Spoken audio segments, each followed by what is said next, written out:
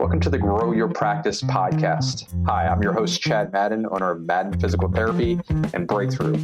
Join me each week as we dive into the best practices, systems, principles, tips, and tricks to help you grow your private practice. In this video, I'm going to walk you through the 4 levels of private practice owners as we see it right now. And this is going to be specific to how they're using AI to grow and scale their practices. So just to review, I did this video, I think 9 or 10 years ago around the 4 levels of private practice with regards to marketing. So now we're updating it for AI and its use in growing and scaling practices. So there are 4 levels. As you can see, I'm a baseball fan. You can adjust this accordingly, associate's degree, bachelor's degree, master's, doctorate, but essentially there are 4 levels. So at the most basic level, we have the minor leaguer, we have the major leaguer, we have the all-star, and then at the pinnacle, at the peak, we have the Hall of Famer. And as we're going through this, there might be something that you really resonate with and you say, that's my level. And how can I get to the next level? We're going to talk about that also. So the minor leaguer, this is the person that's just happy to have used ChatGPT. They're either refusing the technology or they hear those buzzwords, but they're just getting started with AI. This is the level we call unconscious, that's not knowing, incompetence. So they don't really have skill yet. They might have used AI for search, right? So they typed something in the chat, they got, they searched it, they got an output back, and they were happy with that. An example would be next year, my wife and I are traveling to Iceland, and I was talking with a friend who we're traveling with, and he said, I wonder what they have to drink in Iceland. He likes to drink. He's a whiskey drinker. And so we looked it up and we found there's a national drink. I don't know if we'll have it or not. They said they serve it with fermented sharks, but all of that came through ChatGPT, right? That is a very minor leaguer way to be using AI. It's essentially glorified search, right? Glorified Google. So that's unconscious incompetence. We don't really know.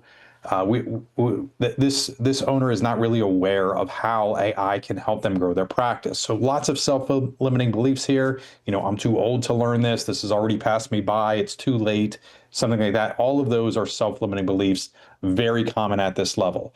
The next thing is they see it, AI is just fancy search, right? Or they have a product, maybe it's like a scribe service in their AMR or in their EMR. They're like, oh, I'm using AI that way. Yeah, that's one way that you could use it, and that's awesome.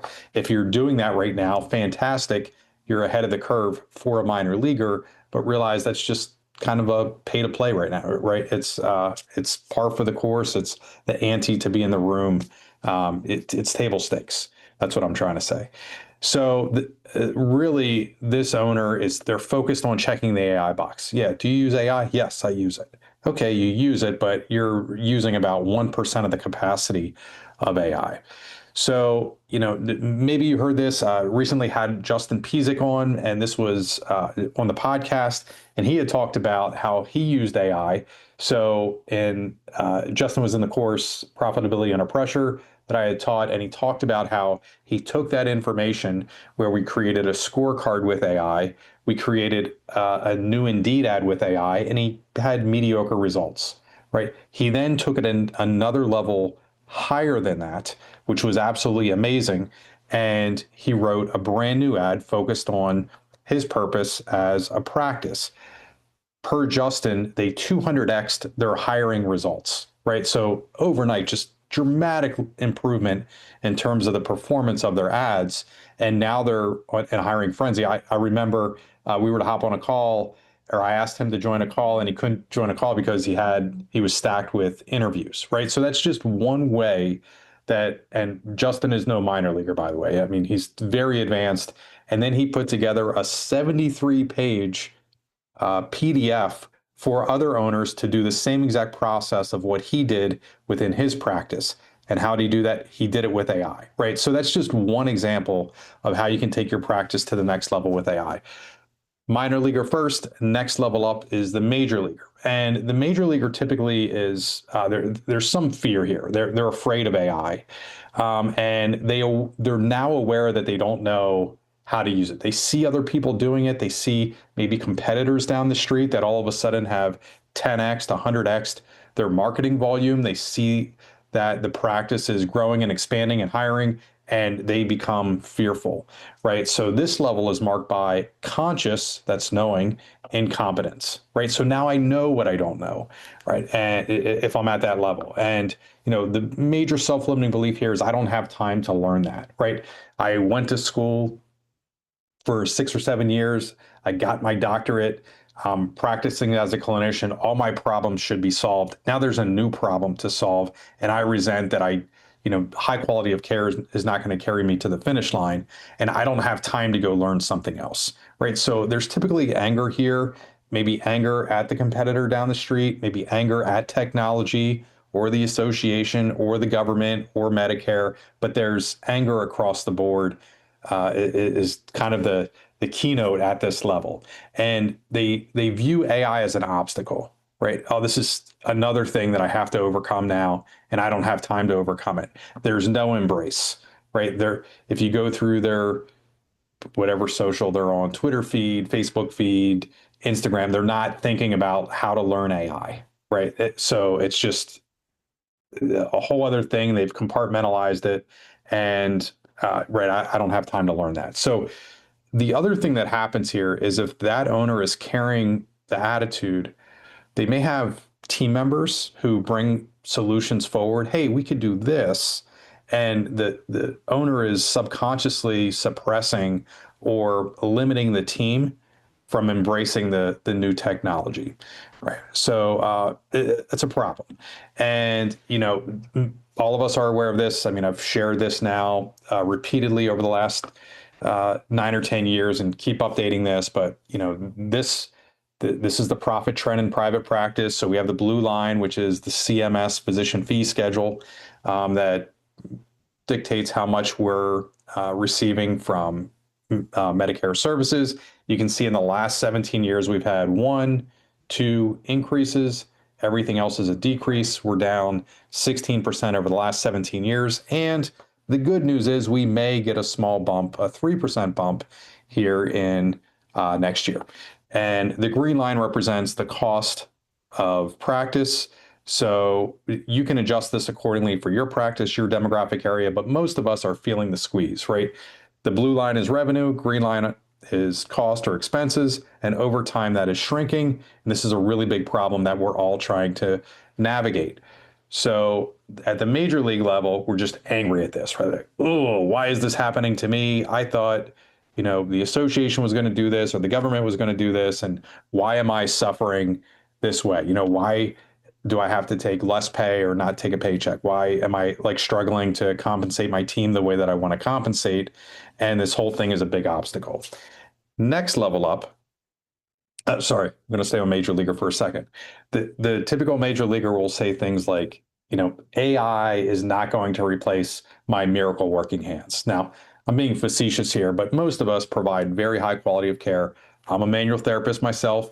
I mean, that we build our practice around manual therapy, but to say that AI cannot help me become a better clinician, that's a pretty big problem. In terms of diagnostics, I use it repeatedly. If I'm talking with a friend in a social situation, they're like, hey, I have this, and I don't know exactly what the condition is that they're talking about. I will use this AI to problem solve, right?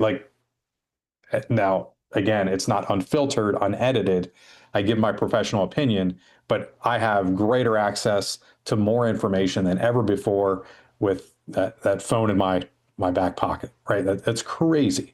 I used to have right behind me, I had, 15 feet of journals on a bookshelf that I had saved over the years, and I would go back and reference. I no longer have to do that. I can now use AI to filter out and find the right journal article and the right research as quickly as possible. The next one, AI can't help me fill holes in my schedule. If you have a marketing problem and you have underutilized schedule space or underutilized clinic space, AI can help you solve that, right? But if you're at that major league level, no, that can't help me. And I'll share lots of examples of how owners are doing that. The next one is AI can't help me hire. Justin, did the industry something absolutely amazing. Not only took the information that we had shared, took it to a whole new level, took it to the next level, and then created a PDF so that other owners could do the same and is sharing that for free. That is crazy, right? So AI can help you hire, can help you develop better systems there to build a better team. AI is not going to help me build better systems, grow my practice, and help more people. That's just simply not true. You might not want to embrace it. You might be trying to ignore it. You might say, it's not here yet. I'm here to tell you it is here. And there are owners right now, early adopters, early majority that are embracing the new technology and are figuring out how to use it to grow their practice.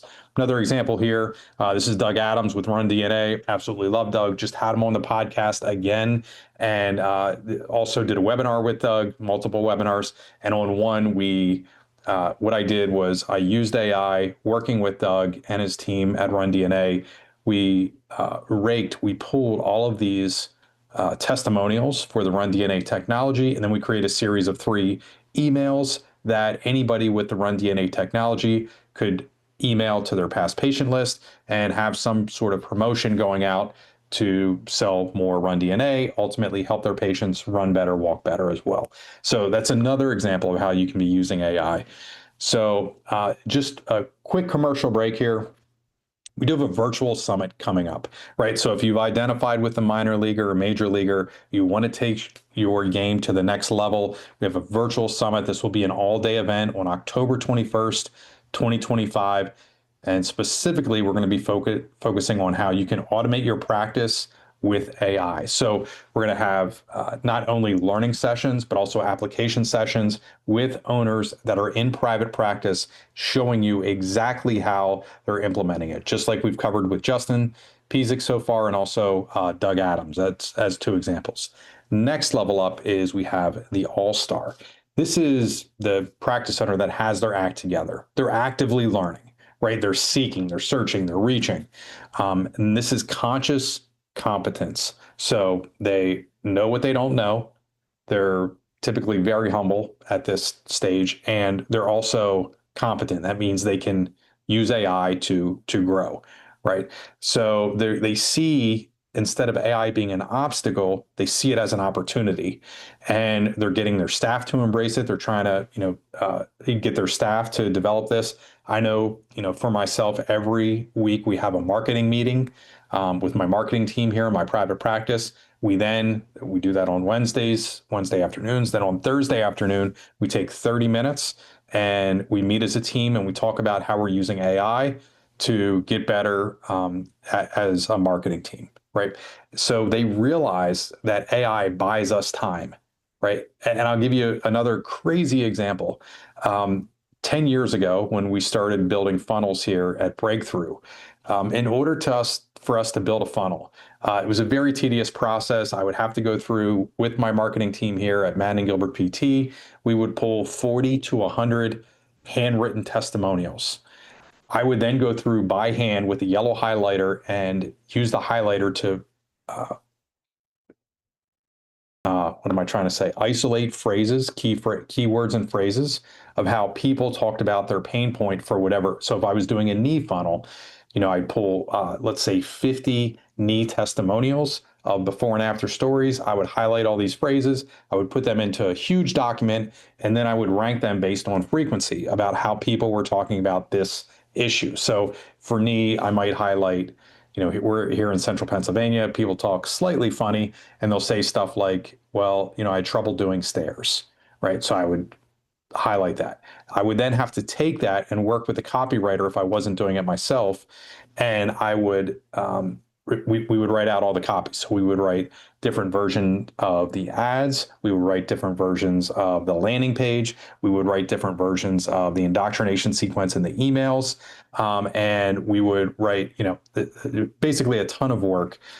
Typically, that would take us 6 to 8 weeks. And at the peak, I was paying about $18,000 in total cost to build one funnel. We can now do that in about 30 minutes, right? That is crazy. And at a cost of maybe 20, 40 bucks a month. I think right now my total AI costs are around $100 a month. So very inexpensive. much less investment of time, much less investment of resources and money. So for most practice owners at this all-star level, they realize that AI is an opportunity and it's buying them time back so that they can focus on other things, right, within the practice. Another example of this is Tony Sear. You've heard a lot about Tony and his wife Melissa at Kinetics PT.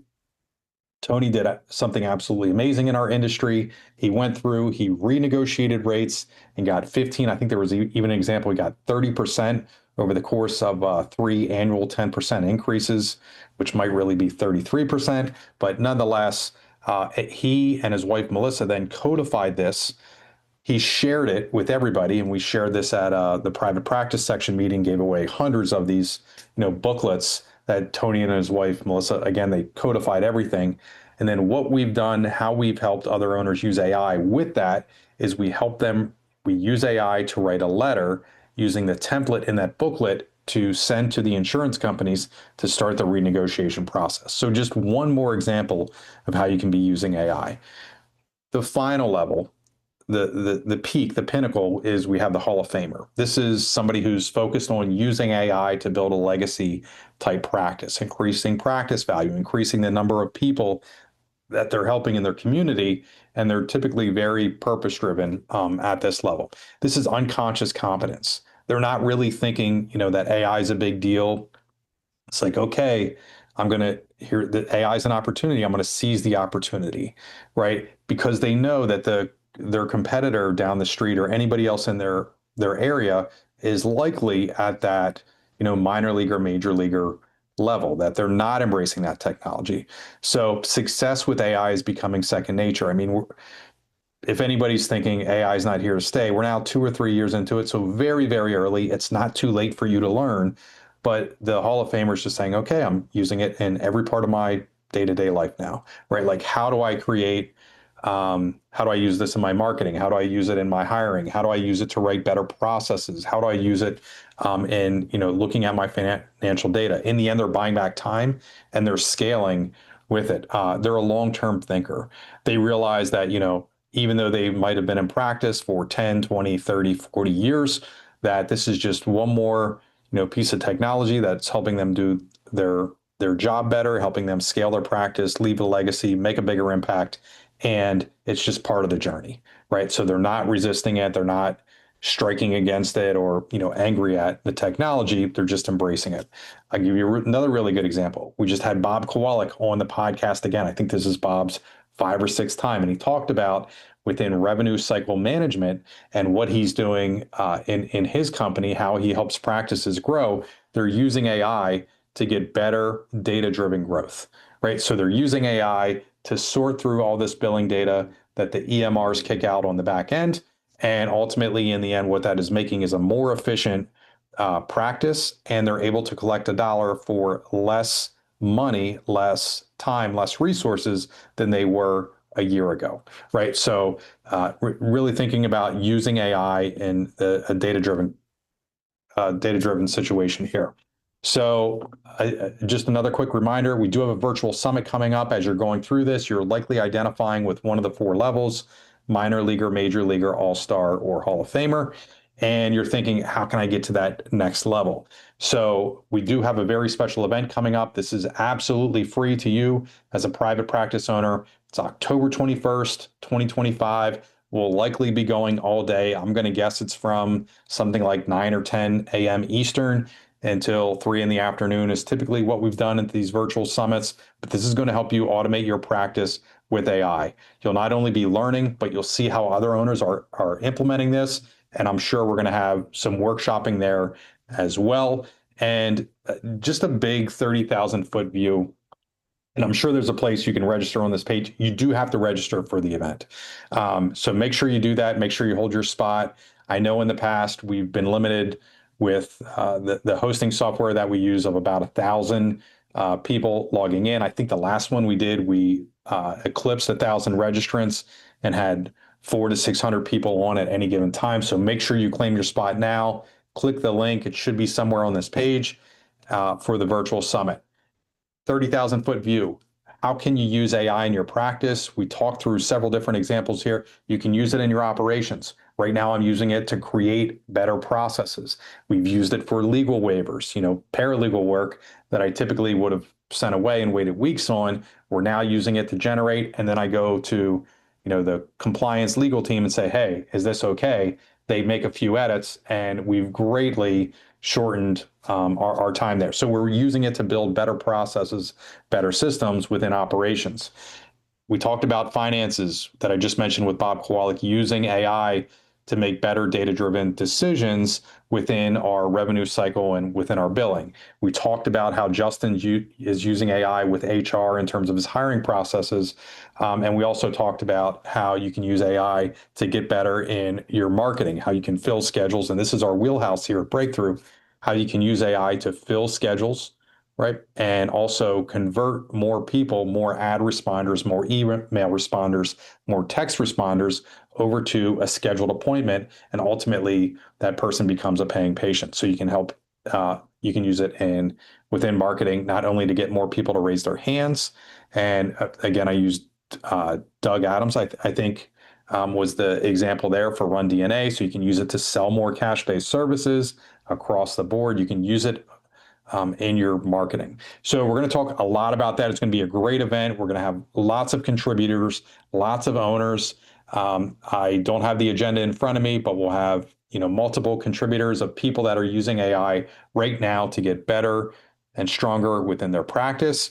In the end, what does this mean for your practice? Means more revenue long term, right? You can get smarter, use AI to generate more revenue long term. You can leave a bigger impact in your area. You can do it for less cost, right? Most of us right now are cost constrained, where we have shrinking profit margins. So there's a lot that we can do to fill our space, fill our schedules, increase revenue without adding more to our costs, which is a really big deal. And you can actually use it to buy back your time. So if you haven't done so already, make sure you register for the Virtual Summit. You can learn how to use AI to automate your practice and grow and scale and do everything else that you want to do. And I'll see you at the Virtual Summit on October 21st.